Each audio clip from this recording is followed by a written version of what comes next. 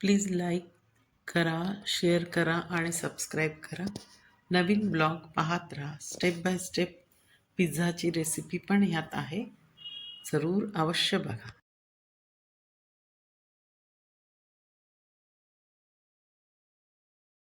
कुटुंबासोबत केलेली मजा आणि हा सिंपलसा ब्लॉग तुम्हाला नक्कीच आवडेल.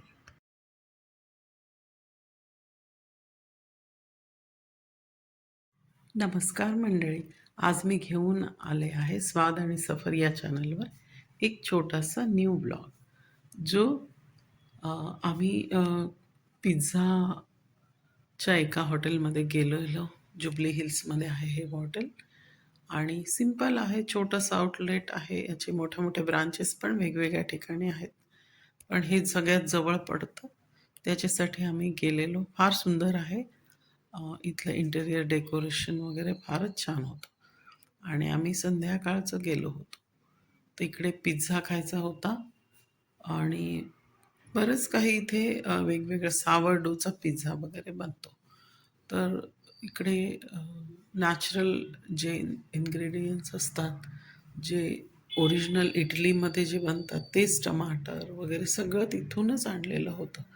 ते एकाच प्रकारच्या टेस्टचे असतात. तर त्यांनी हे सगळं आम्हाला समजावून सांगितलं आणि एक ॲक्टिव्हिटी होती. ती ॲक्टिव्हिटी अशी की त्यांनी अचानक सांगितलं की तुम्ही तुमचा जो पिझ्झा आहे तो स्वतःच बनवू शकता. मग मी आणि माझ्या मुलाने मिळून तो पिझ्झा बनवला. हे खूप छान होतं वातावरण, लाईट म्युझिक चालू होतं तिथे आणि सुंदरसा पिझ्झा आम्ही बनवला. हा तो पिझ्झा आहे. पण त्याचे स्टेप बाय स्टेप त्यांनी शिकवलं आणि आम्ही बनवलं. तर या प्रकारे हा 30 जानेवारीच्या दिवशीचा आमचं आउटिंग होतं आणि त्या दिवशी त्यांनी त्यांच्या पद्धतीने तो डो बनलेलाच होता. फक्त त्यांनी कसं काय करायचं ते शिकवलं. ही पद्धत थोडीशी वेगळी आहे. आपण घरी पिझ्झा बनवतो तो वेगळा आणि ह्यांचं अगदी ओरिजिनल जसा इटलीत असतो तसाच. तर त्यांनी त्या पद्धतीने शिकवला आणि आम्ही प्रयत्न केला. या प्रकारे खूप मजा आली. म्हणजे काहीतरी बदल, काहीतरी ॲक्टिव्हिटी आणि चेंज. आणि मुलाचे मित्र वगैरे पण आले होते. त्यांनी शूटिंग आणि फोटोग्राफ्स वगैरे घेतले आणि त्याला पण इंटरेस्ट आहे मुलाला, तर त्यांनी पण थोडंफार मदत केली. सॉस लावला आणि मग नंतर मी पनीरचे तुकडे टाकत आहे. या प्रकारे एक नवीन अनुभव होता, कारण की हॉटेलमध्ये जाऊन आम्ही कधी बनवला नव्हता. तिकडे साफसफाई, स्वच्छता भरपूर होती आणि चांगल्याच हॉटेलमध्ये जातो नेहमी, जिकडे खूप छान असतं. हे ऑलिव्हचं काहीतरी होतं, मिश्रण केलेलं तयारच होतं आणि ती बाई सांगत होती की हे टमाटर जे असतात ते टमाटर अ, ए इटलीमध्ये बनतात, म्हणजे उगवतात आणि ते एकाच टेस्टचे, एकाच साईजचे होते.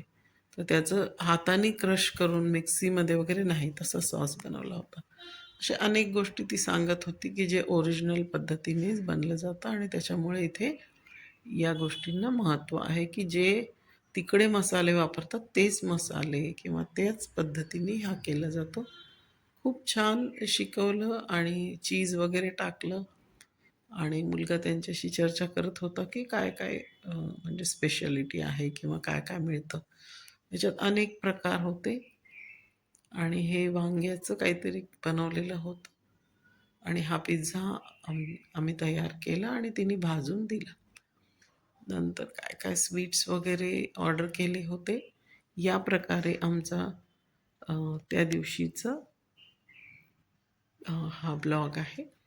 30 जानेवारीचा एक सुंदर संध्याकाळ समजू शकतो. त्यांची मित्रमंडळी आली होती. त्यांच्या गप्पा वगैरे चालू होत्या. आम्ही पण मी थोडेफार फोटोग्राफ्स आणि क्लिप्स वगैरे घेतले आणि नंतर आम्ही कॅब करून परतीच्या प्रवासाला निघालो. या प्रकारे